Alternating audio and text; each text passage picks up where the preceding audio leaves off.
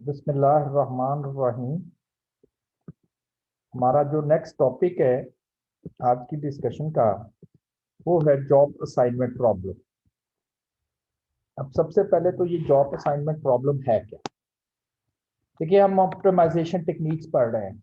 Optimisation technique में जो हमारे पास रिसोर्सेज होते हैं, हम उन रिसोर्सेज को बेस्ट यूटिलाइजेशन करके अपना जो ऑब्जेक्टिव है हम उस ऑब्जेक्टिव को अचीव करते हैं, जो कि किसी चीज की मैक्सिमाइजेशन या मिनिमाइजेशन का हो सकता है with in the restriction, with in the constraints. Numerically हमने इसके लिए सिंप्लेक्स मेथड पढ़ा, लेकिन सिंप्लेक्स मेथड में जितने मर्जी कंस्ट्रेंट्स आ सकते हैं, डिसीजन वेरिएबल्स की तादाद कुछ भी हो सकती है, कंस्ट्रेंट्स डिफरेंट टाइप के हो सकते हैं। लेकिन जो जॉब हमने लास्ट जो आर्टिकल कवर किया है ट्रांसपोर्टेशन प्रॉब्लम, उसमें जो कंस्ट्रेंट्स हैं वो बड़े स्पेसिफिक नेचर के थे। यानी कि जितनी सप्लाईज थी और जितनी हमारे पास डिमांड्स थी उन सबको ऐड कर लिया जाए तो ये टोटल कंस्ट्रेंट बस वही बनेंगे, और वो भी बड़े स्पेसिफिक नेचर के होंगे कि जो सप्लाईज हैं वो वॉश आउट होनी चाहिए, जो डिमांड्स हैं वो ख़त्म पूरी होनी चाहिए, इसके अलावा कोई और कंस्ट्रेंट नहीं। जिसकी वजह से सिंप्लेक्स मेथड की बजाय उसके जो स्ट्रीमलाइन वर्जन है सिंप्लेक्स मेथड के, वो आपसे शेयर किए गए कि किस तरह से आपने पहले इनिशियल सोल्यूशन फाइंड करना है और देन उसको ऑप्टिमल सोल्यूशन में ऑप्टिमल सोल्यूशन जो है वो अचीव करना है। ये जॉब असाइनमेंट प्रॉब्लम ये है क्या। जॉब असाइनमेंट प्रॉब्लम ये है कि हमारे पास मुख्तलिफ वर्कर्स हैं और हमने उनको जॉब असाइन करनी है। कुछ वर्कर स्किल्ड हैं, कुछ वर्कर स्किल्ड नहीं है। जो स्किल्ड वर्कर्स हैं उनको अगर आप उस जॉब पे लगा दे जो कि इतनी वर्थ नहीं है, तो आप वेस्टेज ऑफ रिसोर्सेज कर रहे हैं। जस्ट लाइक जैसे टीचर्स हैं, मैं डिफरेंट 3-4 कोर्सेज अपने डिपार्टमेंट में टीच कर सकता हूं, लेकिन उनमें से एक कोर्स ऐसा है जो कि मैं बड़ा अच्छा टीच कर सकता हूं, उसमें मेरा एक्सपीरियंस है, मेरी इंटरेस्ट भी है, लेकिन चेयरमैन साहब वो मुझे कोर्स असाइन नहीं करते, वो मेरे किसी और कोलीग को वो कोर्स असाइन कर देते हैं।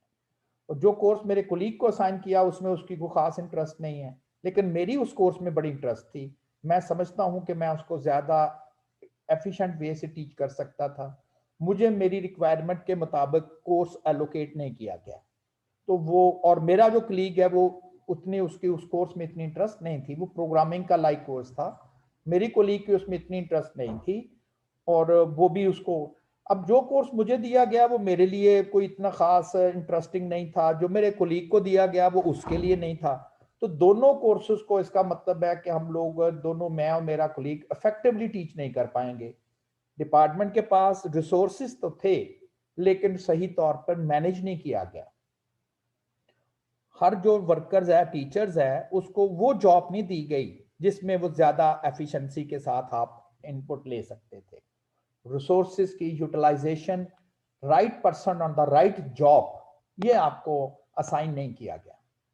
ये प्रॉब्लम बिल्कुल इसी तरह से है कि हमारे पास मुख्तलिफ जॉब्स होंगी, मुख्तलिफ वर्कर्स होंगे, पर्सन होंगे, और हमने कुछ डेटे की बेस पे ये डिसीजन लेना है कि किस वर्कर को कौन सी जॉब असाइन की जाए। इसे ही असाइनमेंट प्रॉब्लम बोलते हैं। ऑप्टिमाइजेशन प्रॉब्लम है। The assignment problem refers to the class of linear programming problem that involves determining the most efficient assignment of pupil to projects। कुछ प्रोजेक्ट्स हो सकते हैं, प्यूपल टीचर हो सकते हैं, प्रोजेक्ट्स कोर्सेज हो सकते हैं, जो पर्सनस हैं वो मशीन्स हो सकती हैं, और जो जॉब्स हैं वो कोई कंस्ट्रक्शन प्रोजेक्ट्स हो सकते हैं, सेल पीपल हो सकते हैं, उनको डिफरेंट आईटीज में असाइन करना है, ऑथर्स रिसोर्सेज हो सकते हैं, उनको डिफरेंट कंपनीज में ऑडिटिंग के लिए भेजना है फॉर ऑडिट्स।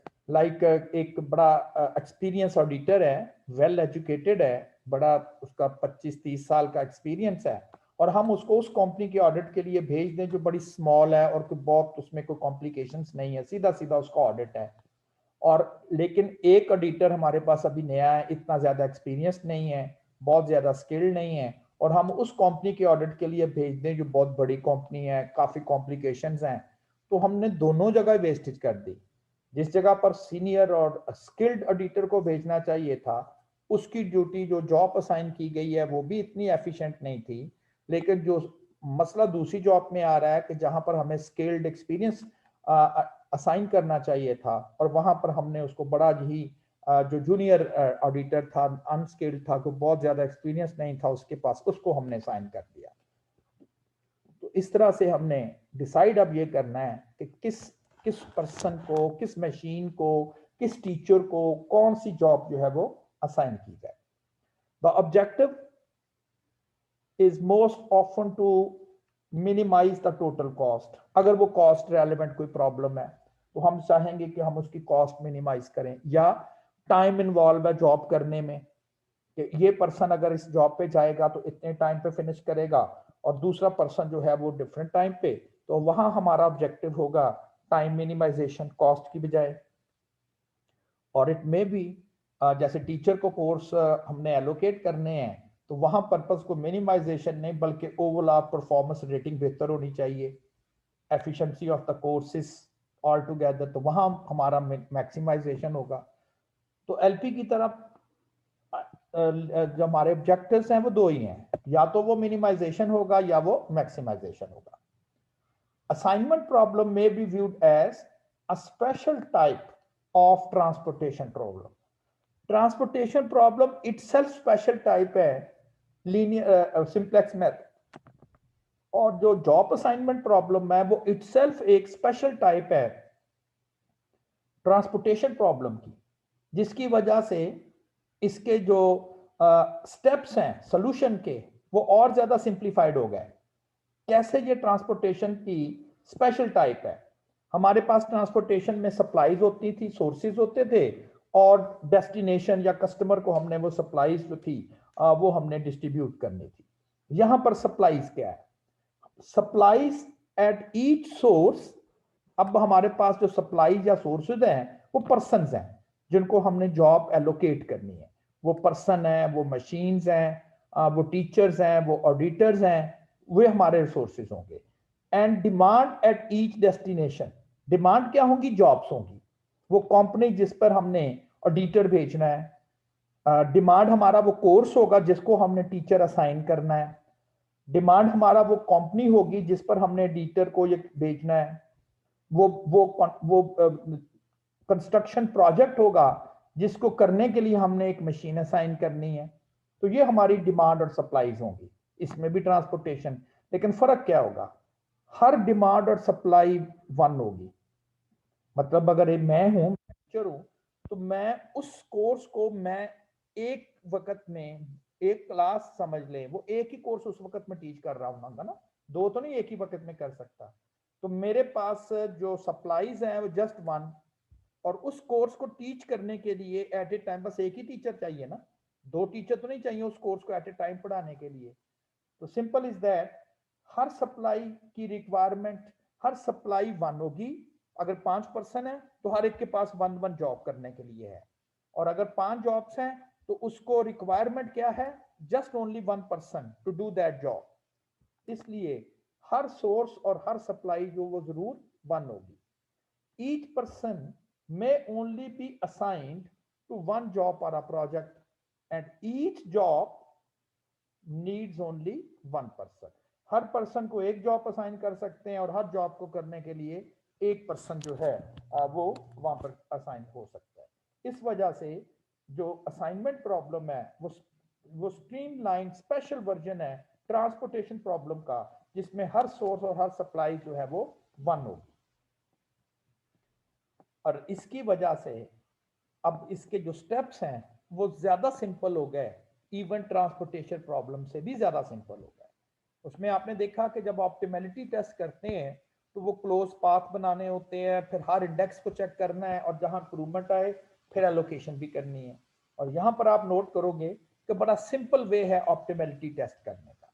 लेकिन सबसे पहले तो वही है कि हमें एक फिजिबल सोल्यूशन, इनिशियल सोल्यूशन कैसे बनाना है, और इस प्रोसीजर को हम हंगेरियन मेथड्स भी बोलते हैं, फ्लड्स मेथड भी कह देते हैं, और रिड्यूस्ड मैट्रिक्स मेथड भी कॉल कर देते हैं। रिड्यूस, आप इस प्रॉब्लम को जब हम वो लिखते हैं ना ट्रांसपोर्टेशन प्रॉब्लम रोज कॉलम में, तो आप समझ लें वो मैट्रिक्स होती है। और रिड्यूस मैट्रिक्स मेथड के मुराद यही है कि हम उस मैट्रिक्स को देखेंगे कि रिड्यूस करेंगे। अब initial solution job assignment problem में फाइंड करने का मेथड क्या है? स्टेप वन में क्या किया जाएगा? Subtract the smallest number in each row from every number in that row. हर रो लेंगे और हर रो में से जो स्मॉलेस्ट नंबर पिक करने के बाद पूरी रो में से वो स्मॉलेस्ट नंबर जो है वो सब्ट्रैक्ट कर दिया जाएगा। Similarly subtract the smallest number in each column from every number in that column। वो जो काम हमने रोज में किया था, सिमिलरली वो हम कॉलम के लिए भी रिपीट करेंगे, जिसे हम कह देंगे कि ये हमने रिड्यूस कर दी कॉलम्स और रोज। ऑर्डर चेंज कर सकते हैं, पहले रो को आप रो पर ये ऑपरेशन कर सकते हो एंड देन कॉलम पे। अभी हमने सिर्फ फर्स्ट स्टेप पढ़ा है कि आपने इनिशियल सॉल्यूशन जो है वो कैसे फाइंड करना है। अब हम देखते हैं इसको एक एग्जांपल लेके और उसके ऊपर ये दोनों जो स्टेप वन है अब वो फाइंड करते हैं और देखिए ये आपका इनिशियल सॉल्यूशन आपको मिल जाएगा। टेस्ट क्या है, एग्जांपल क्या है? 3 employees are available to perform 3 jobs. अच्छा, ये balance transportation job assignment problem है, अनबैलेंस भी होगा और वो उसी तरह से हम डमी वर्कर या डमी जॉब असाइन करके और हम अपने प्रॉब्लम्स को जो है वो कंप्लीट कर लेंगे। The time it takes each person to perform each job is given in the table. Data दिया गया है कि हर वर्कर पर्सन जो है वो डिफरेंट, अगर हम प्रोजेक्ट डिफरेंट जॉब्स देंगे तो उसको करने के उसके जो टाइम है, टाइम जो रिक्वायर्ड होगा वो डिफरेंट होगा। जैसे एडम्स एक पर्सन है, वो अगर प्रोजेक्ट 1 के लिए हम उसे असाइन करेंगे तो वो 11 मिनट में वो अपना काम कर सकता है। लेकिन अगर आप उसको प्रोजेक्ट 2 में असाइन करोगे तो उसको little bit more time require है, 14। बट प्रोजेक्ट 3 में वो शॉर्टेस्ट टाइम में वो प्रोजेक्ट कंप्लीट कर सकता है, यानी कि वो 6 मिनट में, अगर ये मिनट्स हैं तो 6 मिनट में ये काम कर सकता है। सिमिलरली सेकंड जो पर्सन है ब्राउन, वो 8 मिनट में फिनिश कर सकता है अगर उसे प्रोजेक्ट 1 असाइन किया जाए, 10, 11 and similarly the third person is a cooper. हर जो पर्सन है उसको एक जॉब उसके पास है और हर प्रोजेक्ट को एक पर्सन चाहिए ताकि वो जॉब जो है वो कर सके। ठीक है ना, आपको टोटल सप्लाई और टोटल डिमांड नहीं मिल रही, बस एक वो मैट्रिक्स ही मिल रही है जिसमें इस वक्त जो है वो ट्रांसपोर्टेशन कॉस्ट तो नहीं, लेकिन जॉब परफॉर्म करने के लिए टाइम कंसर्न है, टाइम मेंशन है। Determine the assignment of employees to the jobs. किस एम्प्लॉय को किस जॉब पर भेजा जाए। दैट मिनिमाइज कर दे the total time required to perform the job, ताकि वो उस टाइम को आप कम से कम टाइम पे जॉब्स भी फिनिश हो जाएं। अब हमने इंटेलिजेंटली असाइनमेंट करनी है कि एडम्स को किस प्रोजेक्ट पे भेजें, ब्राउन को किस प्रोजेक्ट पे भेजें और कूपर को जो है वो किस प्रोजेक्ट पे जो है वो भेजा जाए। अच्छा, अगर आप कोई भी एल्गोरिदम फॉलो ना करें, आप कहें जी एडम सबसे जल्दी जॉब 3 करता है, चले एडम्स को हम जॉब 3 दे देते हैं, ब्राउन को जॉब 1 देंगे और कूपर को जॉब 3। लेकिन जॉब 3 तो पहले ही साइन हो चुकी है, जॉब 1, लेकिन जॉब 1 तो पहले ही असाइन हो चुकी है बी को, ब्राउन को। तो फिर कूपर उस जॉब पे जा रहा है जो सबसे ज्यादा जो है वो जिसके लिए उसे सबसे ज्यादा टाइम जो है वो रिक्वायर्ड होगा। सही है ना? अच्छा, अगर मैं आइटम्स को जॉब 3 पे भेजता हूं तो 6 मिनट ये लगेंगे, ब्राउन के 8 मिनट हैं और इसके 12 मिनट। 26 मिनट्स में हम समझते हैं कि हम तीनों जॉब्स कम से कम टाइम की अगर आप लेंगे तो 26 मिनट में जो है हम ये तीनों के तीनों प्रोजेक्ट्स कंप्लीट कर सकते हैं। लेकिन शायद ऐसा नहीं है, बहुत छोटा सा प्रॉब्लम है, बस सिर्फ 3 वर्कर्स हैं, 3 पर्सन हैं और हमने कह दिया ये तो आसान था, आप हर एक का स्मॉलेस्ट ले लें एंड देन ऑल। लेकिन अगर आप कूपर से स्टार्ट करेंगे तो कूपर को जॉब 3 मिलेगी, ब्राउन की बात करेंगे तो ब्राउन को जॉब 1 मिलेगी, और जब एडम्स की बात आएगी तो ये सबसे ज्यादा टाइम 14 मिनट्स लेगा, ये तो और गड़बड़ होगी। इस तरह से तो शायद हमारे लिए बड़ा मुश्किल है ये चीज डिसाइड करना। आल्दो ये बड़ा स्मॉल प्रॉब्लम है, लेकिन कौन पर्सन किस जॉब पे जाएगा। वैसे हमने जो पहला डिसीजन किया था वो 26 मिनट ही बनता था, और लग ऐसी रहा है कि यही सबसे ज्यादा कम का है। लेकिन अब हम एक एल्गोरिथम फॉलो करेंगे जिसका पहला स्टेप क्या है, subtract the smaller number in each row from each in that row. Okay, इसे हम कहते हैं रो रिडक्शन करना, रो में से रिड्यूस करना, रो को रिडक्ट करते हैं। कैसे? इस पहली रो की बात करें तो 6 is the smallest number in that row, तमाम में से 6 माइनस कर देंगे। 11 में से 6 माइनस करेंगे तो 5 आएगा, 14 में से 6 जो है वो माइनस होगा तो 8 आएगा, और 6 में से 6 माइनस होगा तो 0 आ जाएगा। दूसरी रो में स्मॉलेस्ट नंबर 8 है, 0, 2 and 3, 11 minus 8 3, मिनिमम इज 7, 2 आ जाएगा, 5 आ जाएगा, 12 माइनस 7 और 7 माइनस 7 0 आ जाएगा। 580, 580, 0 2 3, 0 2 3, 250, 250। हमने रो रिडक्शन कर दी, कॉलम रिडक्शन भी की जा सकती थी। अब हम इसके ऊपर करेंगे कॉलम रिडक्शन। पहले कॉलम में से मिनिमम वैल्यू 0, और अगर आप इसको 0 हर वैल्यू में से माइनस भी करेंगे तो first column remains the same. Second में से मिनिमम वैल्यूज 2, 6, 0, 3, और थर्ड कॉलम में 0 आ गया तो ये वही रहेगा। 5, 502, 502, इस तरह कॉलम रिडक्शन कर रहे हैं। 603, 603 and 030 and 030, this is called column reduction. That's all. बस यही इनिशियल सोल्यूशन है, यही इनिशियल सोल्यूशन है। अभी ये सिर्फ इनिशियल सोल्यूशन है। हमने अब चेक कैसे करना है कि क्या ये ऑप्टिमल है या नहीं। तो टेस्ट फॉर ऑप्टिमलिटी कैसे करना है, टेस्टिंग हमने किस तरह से आपने परफॉर्म करनी है। अब टेस्ट परफॉर्म करने का जो क्राइटेरिया है स्टेप 2 में लिखा गया है, क्या है? Draw the minimum number of vertical and horizontal straight lines necessary to cover all zeros in the table. Draw the minimum number of vertical and horizontal straight lines necessary to cover all zeros in the table. ये है test for optimality. ये आपने रो reduction, जिसकी आपने रो reduction की है, मजीद उसी matrix की कह लें आपने कॉलम रिडक्शन भी परफॉर्म करनी है। अब आपने कम से कम लाइंस लगा के जितने भी जीरोस इस टेबल में आ रहे हैं उसको आपने कवर कर देना, यानी कि वो लाइन अंडर द लाइन या क्रॉस आउट हो जाए। मिनिमम लाइंस लगानी है। पहली अगर आप रो देखें, रो को भी देख सकते हैं आप, कॉलम को भी देख सकते हैं। पहली रो देखें तो उसमें 0 तो आ रहा है, उसको कवर करने के लिए हमें एक लाइन जाया करनी पड़ेगी। लेकिन जो दूसरी रो है उस पर अगर आप लाइन लगाओगे तो एट ए टाइम 2 0 कवर हो जाएंगे, क्योंकि हमने लाइनें कम से कम लगानी है। तो पहली लाइन तो मैं ये लगा देता हूं, ये दोनों 0 कवर होगा। अब अगर आप रो वाइज पढ़ेंगे तो एक लाइन आपको यहां पर लगानी पड़ेगी, और इस 0 को कवर करने के लिए एक लाइन आपको इस रो पे लगानी पड़ेगी।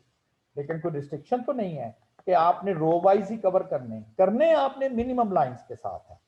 तो इसमें तो अब कोई 0 नहीं आ रहा, इस कॉलम में, इस कॉलम में कोई 0 नहीं है क्योंकि कवर हो चुका है। इस कॉलम में 2 आ रहे हैं, अब आप एक लाइन इधर लगाएंगे तो ये सारे जीरोस कवर हो जाएंगे। लाइनें आपने कम से कम लगानी है। बस ये देखिए, इसकी बैक पे मैथमेटिक्स जरूर है, लेकिन इंप्लीमेंट करने के लिए एक गेम की तरह चल रहा है।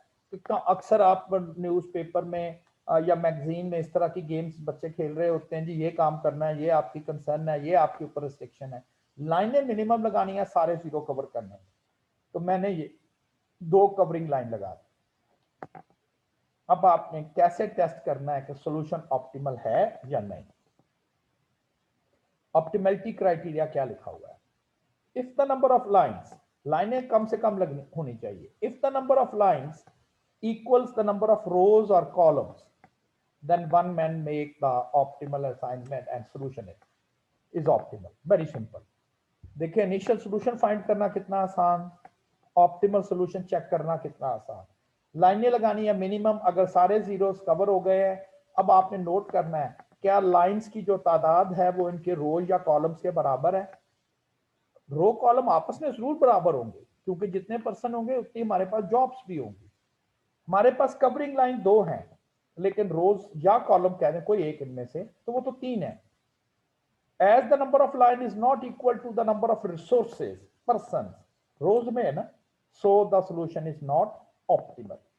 Optimality अभी अचीव नहीं हुई। अब optimality अचीव करने के लिए हमें अब नेक्स्ट आइटरेशन क्या परफॉर्म करनी है। ये स्टेप 3 है, जो उधर मैंने स्टेप 3 लिखा था, ये वाला ऑप्टिमैलिटी कहता टेस्ट कर ले। If the number of line does not equal to the number of rows and a column, जो कि नहीं है, क्या करना है, subtract the smallest number not covered by a line, जो लाइन ने क्रॉस आउट नहीं किया, कवर का मतलब उसके ऊपर लाइन नहीं है, वो तमाम नंबर्स जो कि लाइन से कवर नहीं हो रहे, आपने उनमें से स्मॉलेस्ट नंबर सिलेक्ट करके सब्ट्रैक्ट कर देना है। किसमें से, जितने भी अनकवर्ड नंबर्स हैं। यही स्टेप मैंने यहां पर परफॉर्म किया। चूंकि सॉल्यूशन ऑप्टिमल नहीं है, स्टेप 3 करने जा रहे हैं, ये मैंने स्टेप 3 लिखा हुआ है। Step 3, subtract the smallest number not covered by a line from every other uncovered number. Uncovered, हमारे पास ये 4 अनकवर्ड नंबर है, 5 6 2 3। सब्ट्रैक्ट द स्मॉलेस्ट नंबर, जो अनकवर्ड है उनमें से स्मॉलेस्ट नंबर ये 2 आ रहा है, आपने इस 2 को सब्ट्रैक्ट कर देना है एवरी अदर, हर नंबर से जो अनकवर्ड है। अनकवर्ड ये जो मैंने मार्क किए हुए हैं येलो से, यही अनकवर्ड है। हर इसमें से आपने 2 जो है वो सब्ट्रैक्ट कर देना है। क्यों, 2 is the smallest from uncovered numbers. आप कहेंगे 0 नहीं है, 0 तो कवर है ना, 0 तो लाइन के ऊपर कवर है, जो अनकवर है उनमें से स्मॉलेस्ट लेना है। 5 में से 2 माइनस का, 6 में से 2 माइनस हुआ, जो अनकवर नहीं है उनको नहीं आपने करना। 2 में से 2 माइनस, तो 1 जीरो और बढ़ेगा, तो जरूर इस रिवाइज आइटरेशन में 1 जीरो बढ़ेगा, और 3 में से 2 गया तो 1 आ गया। तो ये तो हो गया एक स्टेप। अभी आइटरेशन कंप्लीट नहीं हुई। अनकवर नंबर लिए, उनमें से जो स्मॉलेस्ट नंबर है वो सिलेक्ट किया, और जितने अनकवर्ड नंबर से उनमें से वो स्मॉलेस्ट नंबर जो है वो माइनस कर दिया गया। अब इसी स्टेप का सेकंड पोर्शन क्या है, एड द सेम नंबर। कौन सा सेम नंबर, यानी कि वही जो आपने सब्ट्रैक्ट किया था। Add the same number to any other number. अब ऐड करना, किसमें ऐड करना, line at the intersection of line, उस नंबर में ऐड कर देना है जो कि लाइंस जो आपने टेस्ट के लिए लगाई हुई हैं लाइंस, उसके इंटरसेक्शन, जहां पर वो जिस सेल में वो लाइनें आपस में इंटरसेक्ट करेंगी वहां पर, और वो सिर्फ एक जगह करेंगी। ये नहीं है कि 2-3 सेल में वो इंटरेक्ट कर सकते। देखें, अगर एक ये लाइन आपने लगाई हुई है, यहां पर अगर दूसरी लाइन है वर्टिकल, तो इसी एक ही सेल में इंटरसेक्ट कर सकती है। अगर इधर लगी होगी तो यहां, अगर इधर लगी हुई तो यहां, तो तीनों जगह तो लाइन नहीं ना लग सकती। हाँ, अगर 2 लाइनें लगाई हुई हैं तो जो जो कॉमन आ रहा है, इंटरसेक्शन पॉइंट्स आ रहा है, उसमें वो जो स्मॉलेस्ट नंबर आपने माइनस किया हुआ है, इससे में ऐड कर देना है। अब हमारे टेबल में इंटरसेक्शन सेल जो है वो सिर्फ एक ही है, जो मैंने ग्रीन मार्क किया है। तो 2 जो है वो येलो वाले एलिमेंट से आपने माइनस कर देना है, क्योंकि वो अनकवर्ड है, और इंटरसेक्शन पॉइंट सेल वाले में उसे ऐड कर देना, तो 3 जो है वो 5 बन जाएगा। ये अब आपकी हो गई नेक्स्ट आइट्रेशन। अब इमेजिन करें कि सिंप्लेक्स मेथड में हम क्या करते थे, वो मिनिमम रेशो लेते थे, फिर बंद करना है, उसमें ऐड करना है, जीरोस करने हैं, और काफी एक्सरसाइज है। लेकिन चूंकि यहाँ कंस्ट्रेंट बड़े लिमिटेड से हैं, तो ये उसके सिंप्लीफाइड वर्जन है, गेम की तरह के वर्जन बन गए। अब आपने दोबारा टेस्ट अप्लाई करना है, ऑप्टिमैलिटी टेस्ट। क्या अब ऑप्टिमल अचीव हो चुका है? इस लाइन में 2 जीरोस आ रहे हैं, 1 से कवर करते हैं। इस कॉलम में 2 जीरो आ रहे हैं, 1 से कवर कर दे। ये 0 अब बचा हुआ है, ये अभी कवर नहीं हुआ। आप चाहे लाइन लगाएं, या आप उसको रो साइड से माइनस करें, लेकिन एक जीरो आपको एक लाइन मजीद लगानी ही पड़ेगी। इससे दो, देखिए मैक्सिमम 2 जीरो आ रहे थे, कवर कर दिए, फिर कॉलम में 2 जीरो थे, एक ही लाइन से कवर हुए, अब ये एक बच गया है। आप चाहे रो साइड से लाइन लगाएं या कॉलम साइड से लगाएं, लेकिन इसके लिए एक लाइन आपको लगानी ही पड़ेगी। कोई शख्स ये नहीं कह सकता इस टेबल में कि जी मैं 2 लाइनों से सारे जीरोस जो है वो कवर कर देगा। कम से कम 3 लाइनें मस्ट आपको लगानी ही पड़ेगी, और कोई वे नहीं है इनको कवर करने का। अब जो नंबर ऑफ टेस्ट करने लगे हैं, एक आपको ये मैंने जरा डिफरेंट वे से किया। मैंने कहा कि चले पहला कॉलम आप लगा देते हैं, ओके। फिर मैंने कहा इस जीरो को कवर करना है, ये काट दिया, ये 2 जीरो इससे काट दिए। मतलब मैंने डिफरेंट वे से इस दफा एक्सरसाइज की, लेकिन फिर भी मैं कहता हूं लाइनें तो फिर भी 3 ही लगेंगी। किसी सूरत में भी 3 से कम लाइनों पे सारे जीरो कवर नहीं हो सकते। As the number of lines is equal to the number of resources, solution is optimal. Optimality achieve हो गई। तो ऑप्टिमैलिटी अचीव करना पहला स्टेप है। टेस्टिंग कैसे करते हैं? लाइन कवरिंग करते हैं। अगर लाइंस की तादाद रोज की तादाद के बराबर हो गई तो सोल्यूशन ऑप्टिमल है, वरना फिर आपको वही एक्सरसाइज करनी पड़ती है। अनकवर्ड नंबर में से आपको माइनस करके और सारी की सारी वैल्यू जो है वो उस अनकवर्ड नंबर में से वो आपको जो है वो सिलेक्ट करनी होती है कि कौन सी वैल्यू जो है वो किस जगह पर आप लोग जो है वो सिलेक्ट कर सकते हैं। ऑप्टिमैलिटी अगर अचीव हो जाती है तो इस ऑप्टिमैलिटी को अचीव करने के बाद आप उसके ऊपर अब आपने असाइनमेंट्स जो हैं वो परफॉर्म करनी है कि किस तरह से। अब जब हमें आइडिया हो गया कि ऑप्टिमैलिटी अचीव हो चुकी है, अब आपने असाइनमेंट्स करनी है। लोगों को अब जॉब्स कैसे असाइन करनी है, तो असाइनमेंट करने का जो स्टेप है, make the optimal assignments at each locations of zeros within the table।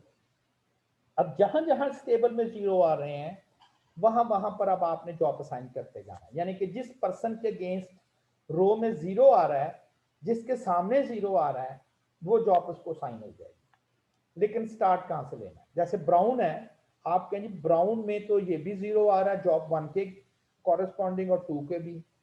Adams को अलबत्ता जॉब 1 के अगेंस्ट ही आ रहा है।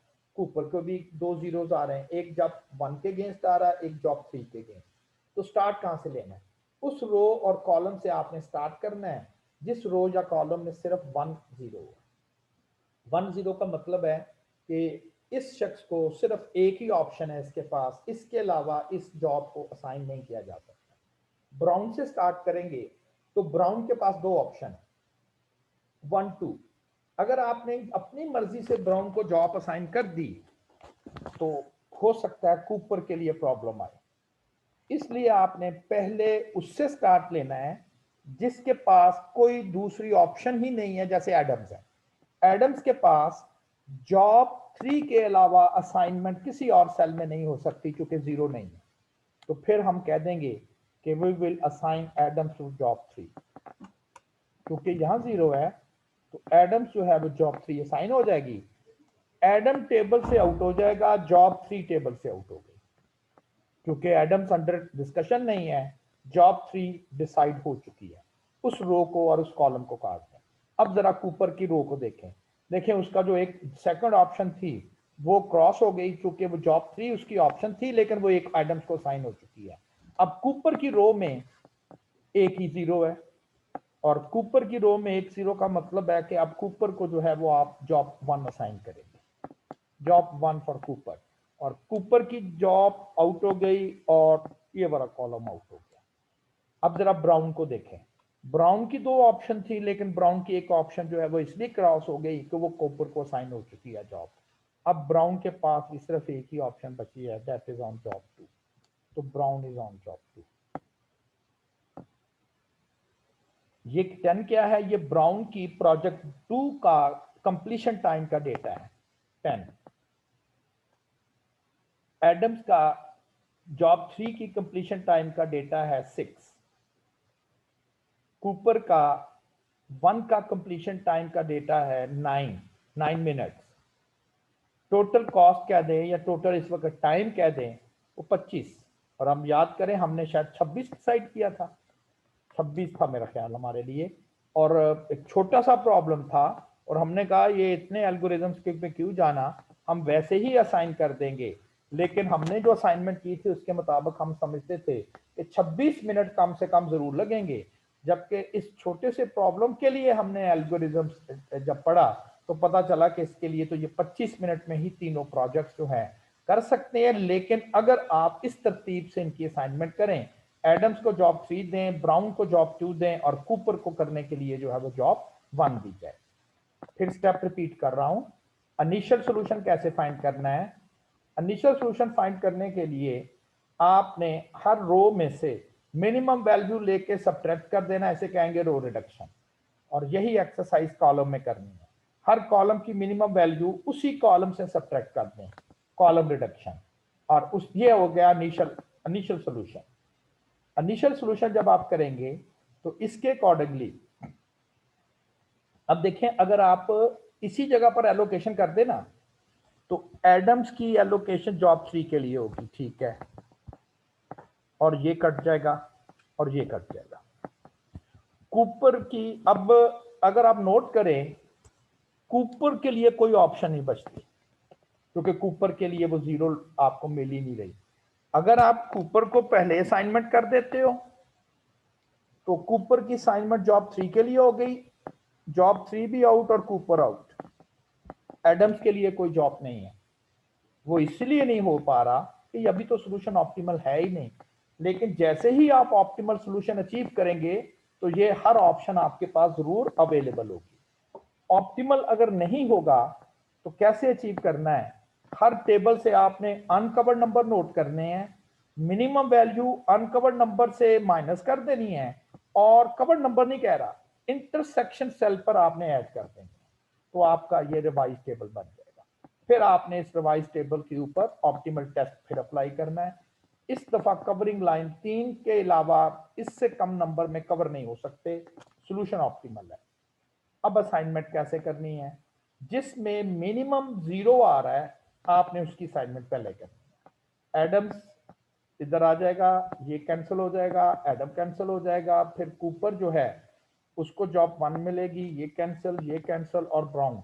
ये ऐसा जरूर होगा कि जब आपके पास सॉल्यूशन ऑप्टिमल आएगा। अब देखें, पिछला सॉल्यूशन ऑप्टिमल नहीं था तो या कूपर को जॉब असाइन होती थी या एडम्स को होती थी, क्योंकि वो जॉब दोनों एक ही लिए सूटेबल थे।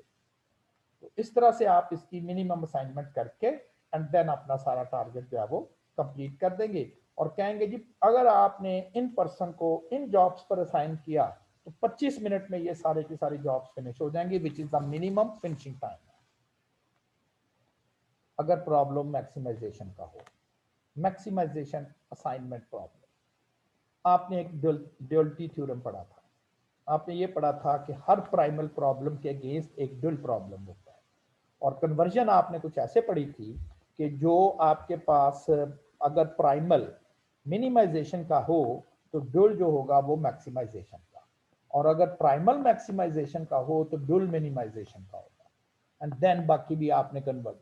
आप समझ लें ये ड्यूल प्रॉब्लम्स के थ्रू हम इसको करेंगे। आपको जो अभी आपको मेथड सिखाया गया है वो है मिनिमाइजेशन का मेथड, जो रो रिडक्शन कॉलम रिडक्शन करने बड़े सिंपल से स्टेप थे, लेकिन इस वक्त प्रॉब्लम आ गया मैक्सिमाइजेशन का। और अगर आप इसका आप समझ लें ड्यूल प्रॉब्लम बना दें तो वो क्या बनेगा, मिनिमाइजेशन का।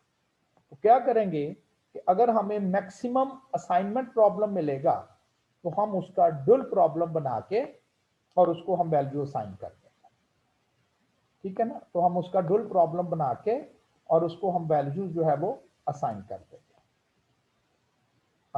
एक मिनट जरा इसको देख लूं जी, ठीक है। अब ड्यूल प्रॉब्लम कैसे बनाना है, ये भी बड़ा सिंपल है। Select the largest cell. अब ड्यूल प्रॉब्लम बनने लगा है, कैसे, पूरे डेटा में से जो आपको मैट्रिक्स दी गई है, मैंने ऐसे ही जरा प्रॉफिट बोल दिया, चूंकि मैक्सिमाइजेशन करनी हो किसी भी चीज की तो वो प्रॉफिट का वर्ड लगा लेते हैं, मिनिमाइजेशन हो तो हम कॉस्ट का वर्ड लिख देते हैं, ठीक है ना। वो लाजमी नहीं है वो पैसे ही इन्वॉल्व है, जैसे पिछले में टाइम था तो मकसद तो था टाइम कम होना चाहिए, तो कॉस्ट के साथ हमारा यही कंसर्न होता है। तो यहाँ प्रॉफिट का मतलब ये नहीं है कि वो पैसे ही होंगे, जैसे रेटिंग एफिशिएंसी है टीचर्स को, तो हम तो यही चाहेंगे कि ऐसे कोर्स को असाइन किया जाए यहाँ पर टीचर की एफिशिएंसी सबसे ज्यादा हो, तो इसलिए वो प्रॉफिट का वर्ड बोल देते हैं। लार्जेस्ट सेल वैल्यू आपने सिलेक्ट कर लेनी है और क्या करना है, आपने सब्ट्रैक्ट कर देना है तमाम टेबल में से उस लार्जेस्ट वैल्यू को। समझ लें वो जो ओरिजिनल प्रॉब्लम था वो प्राइमल था, और जब आपने लार्जेस्ट वैल्यू सिलेक्ट करके तमाम टेबल एंट्री से माइनस कर दी तो वो बन गया ड्यूल प्रॉब्लम, और प्राइमल में आपने उसको मैक्सिमाइज करना था। इस एक्सरसाइज के बाद अब आपने वो मिनिमम वाले स्टेप इसके ऊपर जो है वो परफॉर्म कर देना।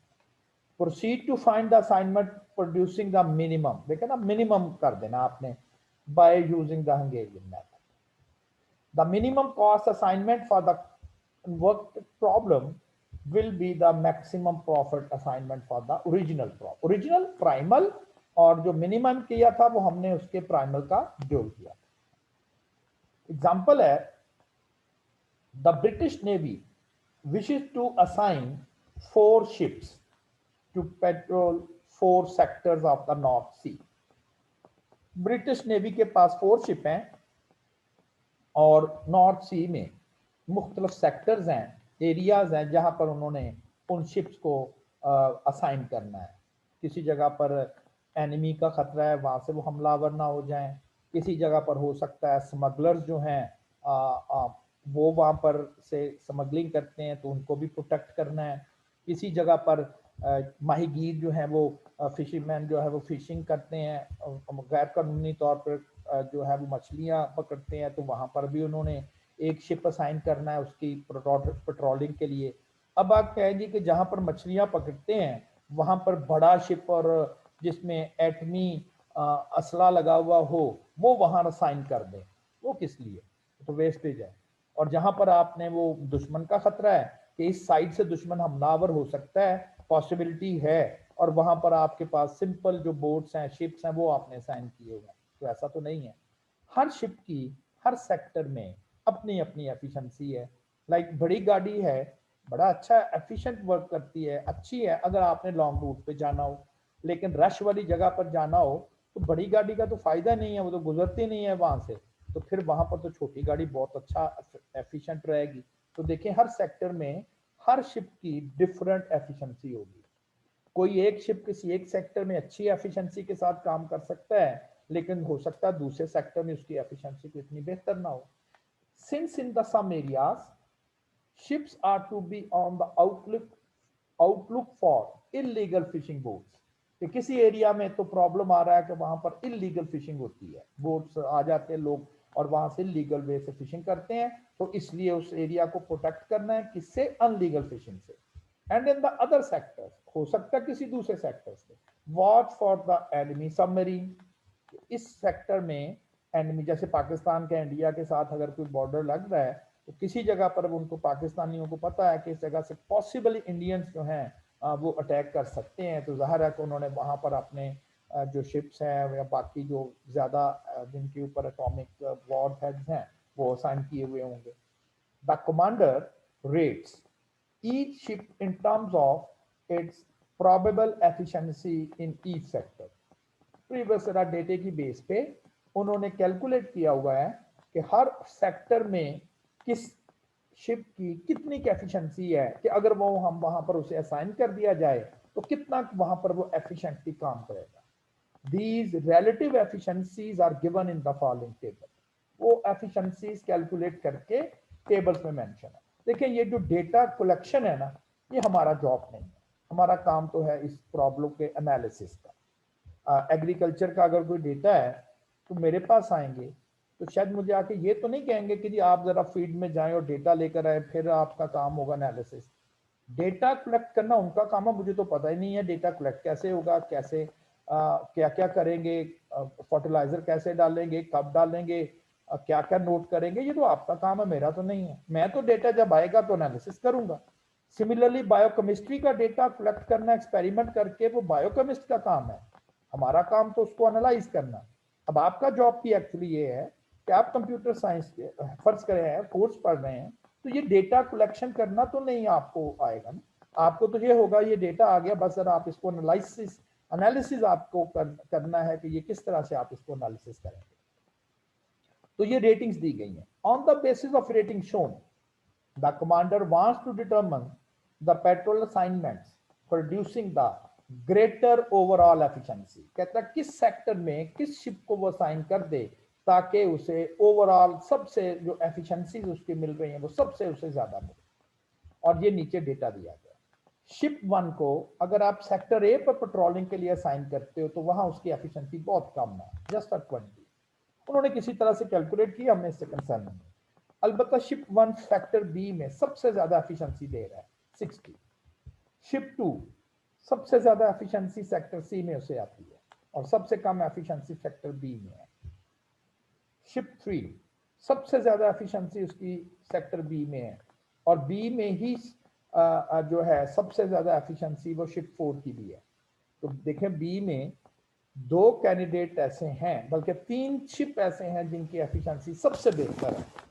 अब आप कहेंगे साइन कर दे तो बाकी जो बचेगा फिर वही प्रॉब्लम आएगा। क्योंकि ये मैक्सिमम करना कंसर्न है तो पहले हम इसका डुअल प्रॉब्लम बनाएंगे। ऐसा पहले बड़ा सिंपल है, क्या करना है, मैक्सिमम वैल्यू पूरे टेबल से आपने नोट करनी है और वो बनती है 100 और हर एंट्री से आपने 100 माइनस कर देना।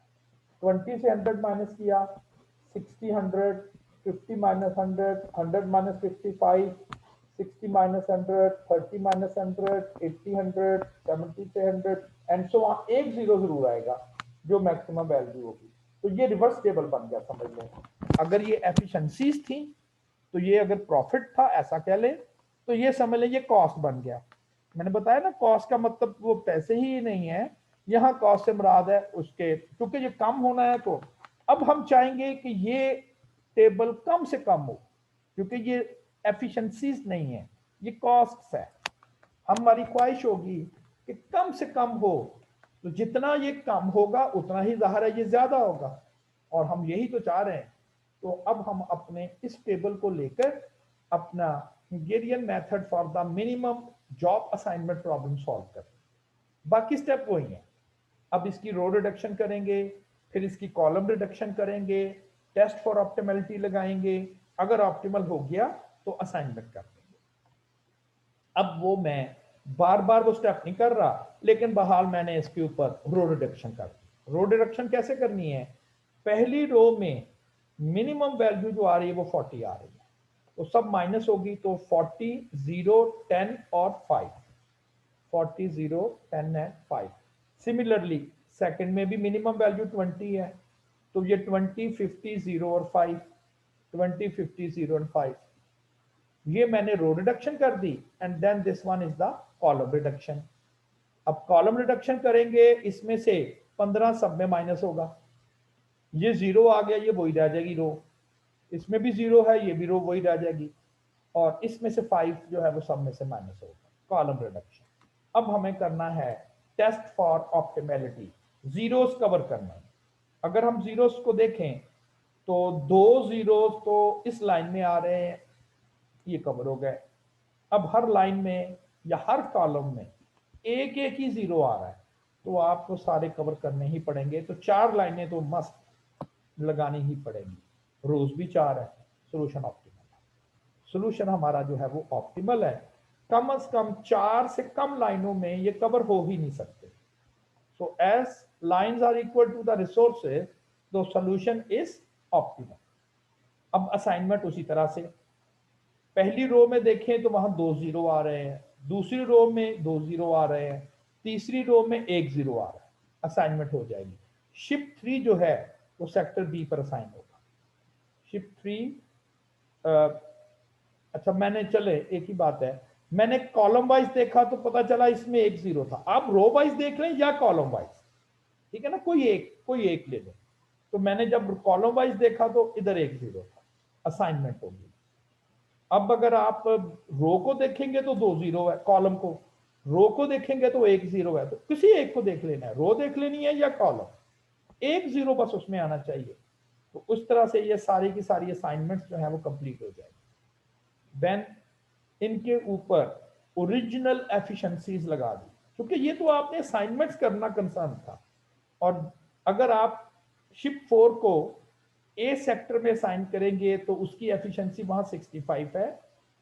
शिप बी की असाइनमेंट अगर बी सेक्टर में कर देंगे तो वहां से आप एफिशिएंसी गेन करेंगे उस शिप का, वो 100 है, 80, 55। तो इस तरह से टोटल जो एफिशिएंसीज आप ले सकते हैं इन 4 शिप से मुख्तलिफ सेक्टर्स में असाइन करके, वो हमारे पास जो है वो 300 की बनती है।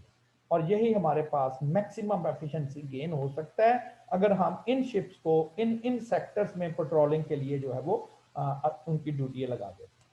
तो इस तरह से मैक्सिमाइजेशन प्रॉब्लम समझ लें, डुअल प्रॉब्लम बनाएंगे कैसे, largest value in the complete table उसको सिलेक्ट करके subtract every value from that largest value in the data, dual problem बन जाएगा। वो मैक्सिमाइजेशन करना था, अब जो डुअल प्रॉब्लम बनेगा इसको आप मिनिमाइजेशन कर देंगे, फाइनली असाइनमेंट करके, और उनको आप ऊपर ओरिजिनल जो एफिशिएंसीज है उसको काउंट करके बता देंगे कि ये असाइनमेंट हो जाए। Unbalance assignment problems, problem balance नहीं है, वर्कर्स हमारे पास ज्यादा, जॉब असाइन करने का, हमारे पास एक वर्कर एडम्स था, ब्राउन था, कूपर था, और एक चौथा वर्कर भी हमारे पास है, वो डेविस है। लेकिन जॉब्स हमारे पास 3 ही थी, डेविस एक नया वर्कर हमारे पास आ गया है। अब कैसे आपने अपने प्रॉब्लम्स को, किसी एक वर्कर को आपने जॉब असाइन नहीं करनी, वो कौन सा होना चाहिए, बाकी प्रॉब्लम हमने डिस्टर्ब नहीं करना, बाकी असाइनमेंट हमारी जो है वो मिनिमम टाइम में पूरी होनी चाहिए, किस वर्कर को हमें स्किप करना होगा।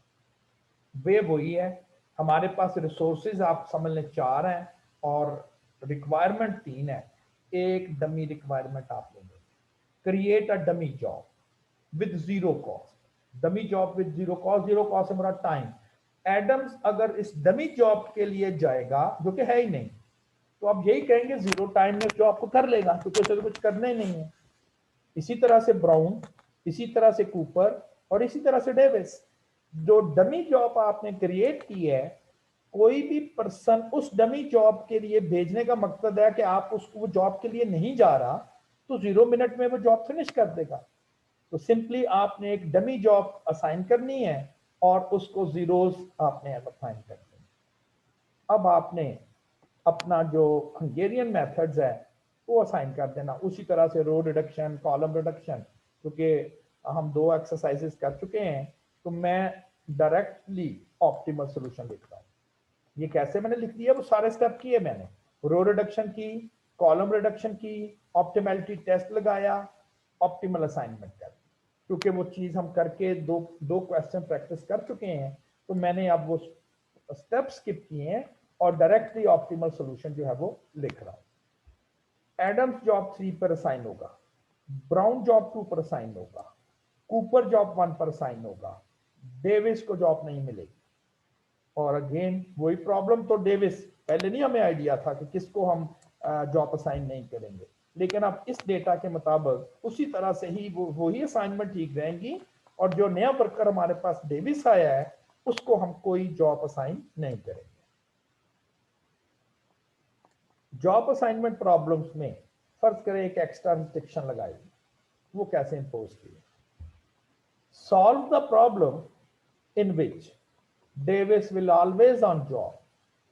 इस प्रॉब्लम में तो डेविस जॉब पे नहीं जा रहा क्योंकि वो डमी जॉब पे जा रहा है, लेकिन फर्ज करें हमारा उसके साथ प्रॉमिस था या मजबूरी किसी तरह से बन रही थी कि डेविस को जॉब असाइन करनी ही करनी है, और बाकियों के लिए फिर उसी तरह से कि बाकियों की कॉस्ट टाइम जो है वो मिनिमम ही रहे, इसके बावजूद कि एक जॉब हमें डेविस को मजबूरी या देना पड़ेगा, तो टाइम तो बढ़ेगा, 25 मिनट नहीं रहेंगे, टाइम बढ़ेगा, लेकिन अब भी ख्वाहिश है कि डेविस को जॉब करने के बाद भी टाइम बढ़ तो जाएगा, लेकिन मिनिमम से मिनिमम इंक्रीज आए, बहुत ज्यादा ना हमारा टाइम इंक्रीज करेंगे। उसका वे क्या है, उसका वे ये है कि आपको चूंकि एक जॉब आपके पास कम है, डमी जॉब तो आपने साइन करनी है, लेकिन अब इसमें चूंकि डेविस को जॉब आपने जरूर देनी है, तो डेविस की डमी जॉब पे जाने का टाइम जो है वो बहुत बढ़ा दें। मैंने ऐसे 99 लिख दिया, 100 लिख दें, 500 लिख दें, 400 लिख दें, 50 लिख दें, 60 लिख दें, एनीवन। ऐसे मैंने जरा 99 हम अक्सर ये ऐसा करते हैं कि जब अननोन सा फिगर होता है तो मैथमेटिक्स में हम वहाँ कहते हैं, स्टैटिस्टिक्स में, एसपीएसएस में 99 प्लेस करते हैं। इससे होगा क्या, डेविस जब डमी जॉब पे जाएगा तो उसके फिनिश टाइम बहुत ज्यादा है। एल्गोरिदम कभी भी डेविस को डमी जॉब के लिए असाइन नहीं करेगा। क्यों नहीं असाइन करेगा? क्योंकि डेविस का डमी जॉब परफॉर्म करने का टाइम बाकियों की निस्बत बहुत ज्यादा है।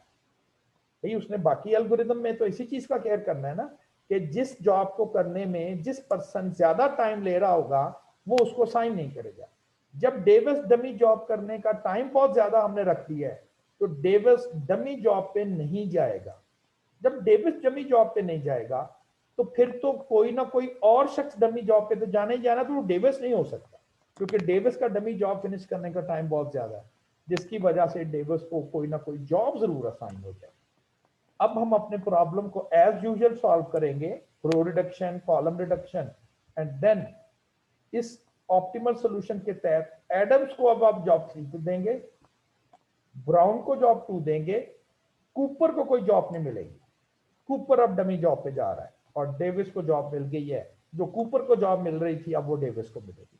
हमें ये नहीं आइडिया हो रहा था कि किसको दे और कौन सी जॉब किससे लेके, और अब हम डेविस को दे तो कूपर से एक्चुअली जॉब लेके हमने डेविस को दी है। हमारी कॉस्ट जरूर बढ़ी है लेकिन सिर्फ $1 1 मिनट का इजाफा हुआ है। पहले 25 में हो जाता था जिसमें से डेविस आउट था। अब डेविस को चूंकि जरूर हम जॉब देना चाहते हैं तो जब डेविस को जॉब मिल रही है तो फिर कूपर जो है वो डमी जॉब पे जा रहा है। कुछ इसी किस्म के प्रॉब्लम है। Solve the problem in which Cooper and Davis will always on job. अब कूपर को भी जॉब मिलनी चाहिए, डेविस को भी मिलनी चाहिए, बाकी एडम और ब्राउन में से कोई क्विट करेगा। अगेन मैंने वही कॉन्सेप्ट यहां पर भी यूज कर दिया। कूपर की डमी जॉब करने का टाइम बहुत ज्यादा, डेविस का डमी जॉब करने का टाइम बहुत ज्यादा। ना कूपर डमी जॉब पे जाएगा ना ही डेविस। जब वो डमी जॉब पे नहीं जाएंगे तो डमी जॉब तो किसी को साइन होनी ही होनी है। अब वो एडम या ब्राउन में से किसी को साइन होगी तो कूपर डेविस जॉब पे जाएंगे, एडम ब्राउन में से क्विट करेगा, वो डमी जॉब पे चला जाएगा। एल्गोरिदम कहता है क्योंकि इनकी कॉस्ट बहुत ज्यादा है, टाइम फिनिश टाइम बहुत ज्यादा है, तो वो ये जॉब डमी जॉब ना कूपर को साइन करेगा ना डेविस को। मैंने ऑप्टिमल सॉल्यूशन ले लिया। अब इसके तहत एडम जो है वो इसको जॉब नहीं मिलेगी, बाकी ब्राउन जॉब 2 पे जाएगा, कॉपर जॉब 3 पे जाएगा और डेविड जॉब 1 पे। और इस तरह से हमारी कॉस्ट लिटिल बिट बढ़ तो जाएगी लेकिन ये जो इंक्रीज है ये मिनिमम इंक्रीज है अगर आप डेविड एडम्स को जॉब नहीं देंगे, बाकी दोनों को। इस तरह से आप एक्स्ट्रा रिस्ट्रिक्शन ये लग सकती है कि जी इसको जॉब पर जाना चाहिए, इसको जॉब पे नहीं जाना चाहिए। ये तो हो गया अनबैलेंस प्रॉब्लम। और उस अनबैलेंस प्रॉब्लम में एक एक्स्ट्रा रिस्ट्रिक्शन जिसमें डमी जॉब जो है वो हम फिक्स कर सकते हैं कि इन लोगों को डमी जॉब ना मिले, यानी कि वो जॉब पे जरूर जाएं। इसी तरह से जॉब ज्यादा हो सकती है, वर्कर कम हो सकते हैं। हमारे पास जो डेविस आया था वो छोड़ गया, 4 वर्कर्स, 3 वर्कर्स रह गए, लेकिन करने के लिए जॉब ज्यादा होगी, बाद में 4 हो गए। अब आपको एक डमी वर्कर बनाना पड़ेगा। This is the dummy worker. इस डमी वर्कर का मतलब है अगर डमी वर्कर जॉब 1 पे जाएगा तो कोई एक जॉब तो आपको छोड़नी पड़ेगी ना, रिफ्यूज करना पड़ेगा कि इसके लिए कोई वर्कर असाइन नहीं किया जा सकता। प्रॉब्लम क्या है, वर्कर नहीं है। अब कौन सी जॉब को क्विट करें, जॉब 1 या जॉब 2 या जॉब 3 या जॉब 4? तो जिस जॉब को डमी वर्कर असाइन होगा वो टेक्निकली वो जॉब हम रिफ्यूज करेंगे। अब अगेन रो रिडक्शन करनी है, कॉलम रिडक्शन करनी है, टेस्ट फॉर ऑप्टिमलिटी करना है और ऑप्टिमल असाइनमेंट सॉल्यूशन मैंने आपको दे रहा हूं। स्टेप वही कर रहे हैं। एडम्स जॉब 4 पे जाएगा, ब्राउन जॉब 1 पे जाएगा, कूपर जॉब 3 पे जाएगा और जॉब 2 चूंकि डमी वर्कर को साइन हो चुकी है तो जॉब 2 हम रिफ्यूज कर देंगे। हम जॉब 2 पे हम कहेंगे कि इस जॉब को करने के लिए हमारे पास कोई वर्कर नहीं है क्योंकि ये डमी वर्कर इस जॉब को परफॉर्म कर रहा है। और इसके बाद हमारी जो ऑप्टिमल कॉस्ट होगी वो 21 मिनट में बाकी 3 जॉब्स, अगर हम 21 मिनट में बाकी 3 जॉब खत्म कर देंगे, 1, 3 और 4, लेकिन जॉब 2 अगर किसी वर्कर को साइन हो गई तो उसका फिनिश टाइम ज्यादा हो जाना था, इसलिए हमने डिसीजन किया कि जॉब 2 जो है वो फाइनली हम लोग परफॉर्म नहीं करें। तो एक दफा में प्रॉब्लम की स्टेटमेंट समझ आ गई, तो देन हम वो 99 क्यों रखना है, पता चल गया कि 99 रखने का मतलब है कि इस जगह पर हम कोई असाइनमेंट जो है वो डमी वर्कर नहीं जाएगा। और इसी तरह से अगर फर्ज करें मैं कहूंगा जॉब 2 जरूर कोई वर्कर असाइन हो, जॉब 2 को कोई वर्कर जरूर ही असाइन हो, तो आप इसकी जो है वो डमी वर्कर के लिए इसकी टाइम फिनिश टाइम 99 कर दें। इससे क्या होगा, क्योंकि डमी वर्कर अगर जॉब 2 करेगा तो उसे बहुत ज्यादा फिनिश टाइम होगा, तो डमी वर्कर कभी भी जॉब 2 के लिए नहीं असाइन होगा। तो जॉब 2 को बाकी 3 वर्कर्स में से कोई असाइन हो जाएगा, तो जॉब 2 जो है वो किसी ना किसी वर्कर को जरूर मिल जाएगी। ठीक है ना, वही स्टेप कर सकते हैं।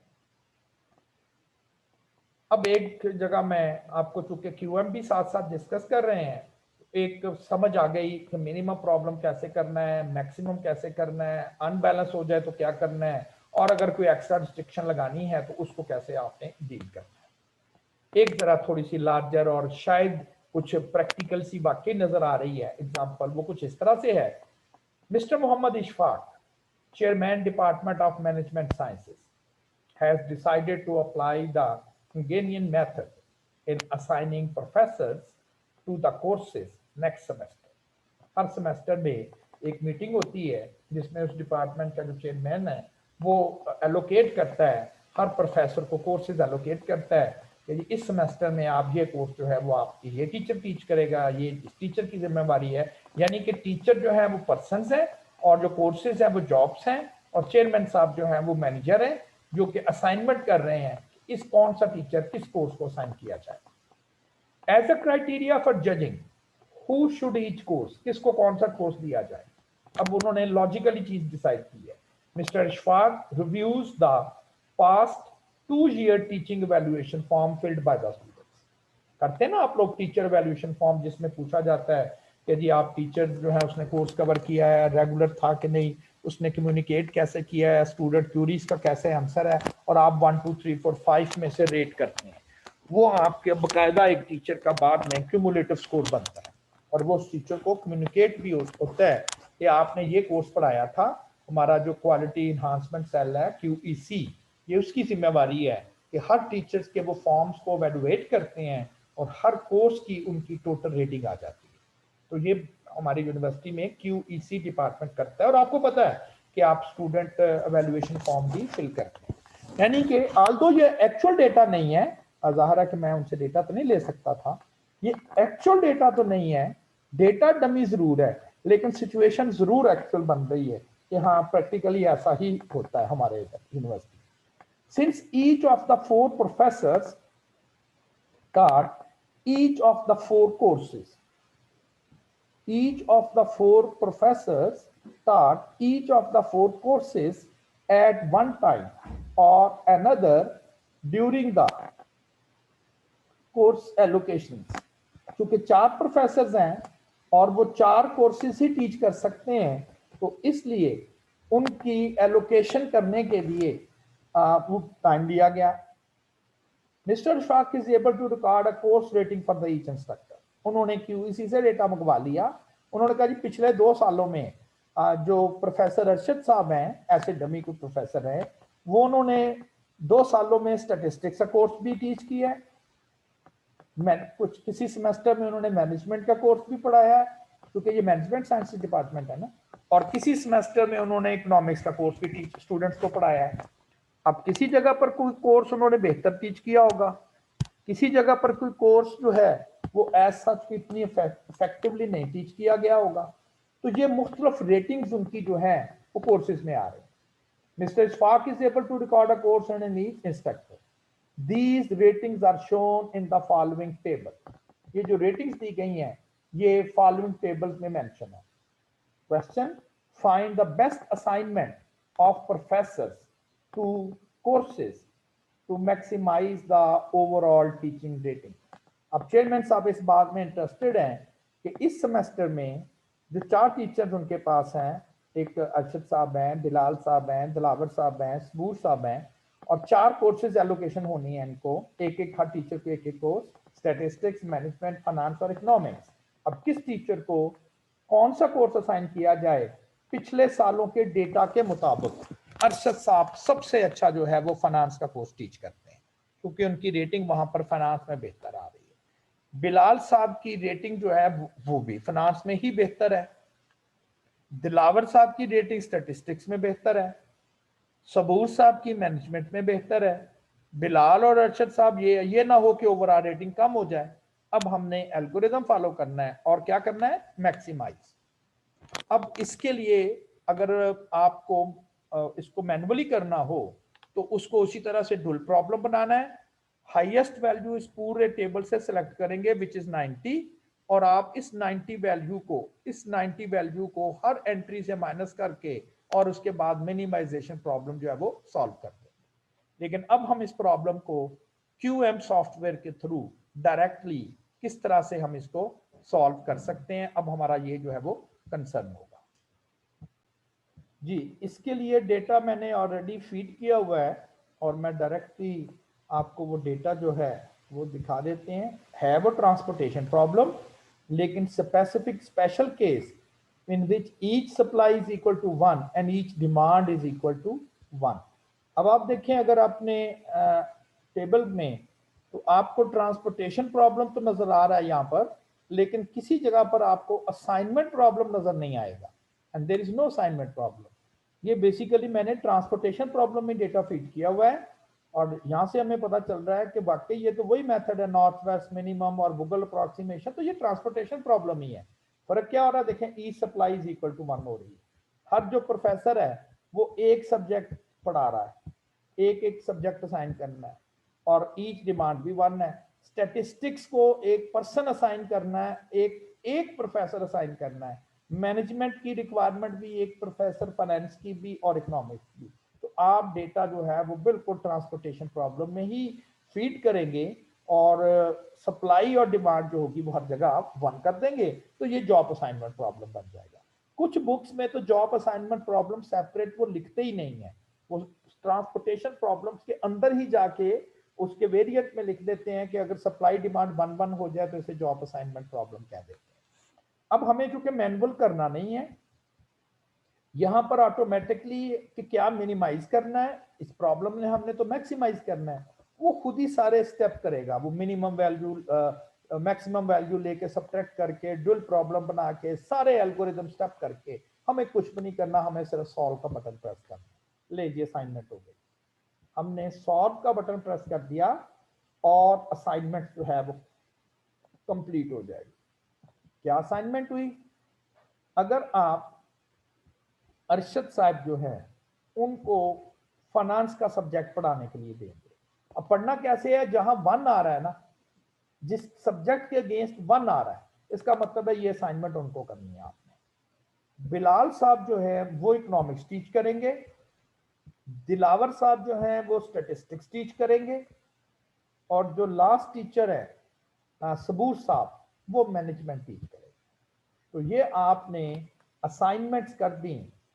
अरशद साहब को इकोनॉमिक्स असाइन होगा, बिलाल साहब को इकोनॉमिक्स, स्टैटिस्टिक्स की जिम्मेवारी दिलावर साहब, और सबूर साहब जो है वो मैनेजमेंट का सब्जेक्ट पढ़ाएंगे। और इसके मुताबिक जो प्रीवियस डेटा है, इस तरह से मैक्सिमम स्टूडेंट रेटिंग आपको मिल रही है। 335 रेटिंग तक जो है वो आप गेट कर सकते हैं चेयरमैन साहब, जो कि सबसे एफिशिएंट एलोकेशन है मुख्तलिफ टीचर्स की मुख्तलिफ सब्जेक्ट के साथ, ठीक है ना।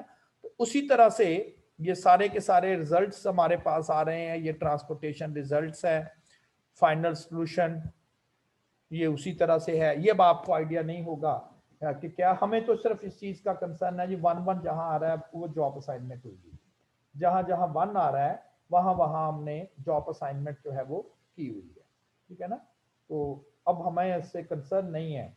अब यहाँ पर अब वही लिखा जा रहा है कि अरशद साहब फाइनेंस टीच करेंगे क्योंकि यहाँ 1 है, और 95 रेटिंग थी अरशद साहब की फाइनेंस के कोर्स के साथ। बिलाल साहब जो है वो इकोनॉमिक्स टीच करेंगे और वहां उनकी रेटिंग थी 75। दिलावर साहब स्टैटिस्टिक्स टीच करेंगे और वहां उनकी रेटिंग थी 85। वो डॉलर तो जाहिर है कि ट्रांसपोर्टेशन प्रॉब्लम उसने ऑटोमेटिकली साथ लगा दिया। और जो सबूर साहब हैं वो मैनेजमेंट टीच करेंगे और वहां उनकी एफिशिएंसी रेटिंग जो है वो 80 आ रही है।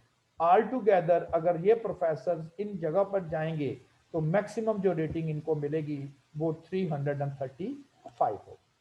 तो इस तरह से अब हमने अपना जॉब असाइनमेंट प्रॉब्लम, जो कि एक स्पेशल टाइप है ट्रांसपोर्टेशन प्रॉब्लम, वो हमने मैनुअली भी देख लिया और ये भी हमने देख लिया कि उसको क्यूएम पर किस तरह से हम उसे जो है वो सॉल्व कर सकते हैं।